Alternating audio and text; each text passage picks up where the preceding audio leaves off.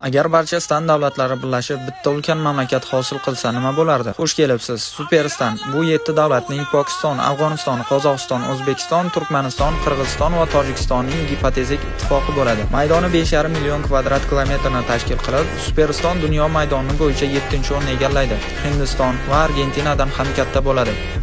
Superstanning tabiati xilma-xil bo'ladi. Qozog'istonning keng dashlari va cho'llaridan tortib, Afg'onistonning tik tog'lari hamda Pokistonning serhosil vodiylarigacha. Aholisi 321 million kishi bo'lib, bu dunyoda ko'rsatkich bilan 4-o'rni egallaydi. Faqatgina Xitoy, Hindiston va AQShdan keyin. Aholining 64,5% Pokiston hissasiga to'g'ri keladi. Umumiy yalpi ichki mahsulot 773 milliard dollarni tashkil etib, dunyoda 20-o'rinda turadi. Taxminan Shveysariyaga teng. Iqtisodiyot Qozog'istonning neftiga, O'zbekistonning tabiiy gaziga va Afg'onistonning mineral zaxiralariga tayanadi. Pokistonning sanoat markazlari esa ishlab chiqarish va eksportni rivojlantiradi. Pokistonning yadro quroli tufayli Superstan kuchli yadro davlatiga aylanib, jahon e'tiborini tortadi. Strategik joylashuvini Rossiya, Xitoy, Hindiston va Eron kabi yirik davlatlar bilan chegaradosh qiladi. Bu esa katta savdo imkoniyatlari bilan birga murakkab geosiyosiy vaziyatlarni ham yuzaga keltiradi. Siz nima deb o'ylaysiz? Bu davlatning poytaxti qaysi shahar bo'lardi? Fikringizni izohlarda yozib qoldiring.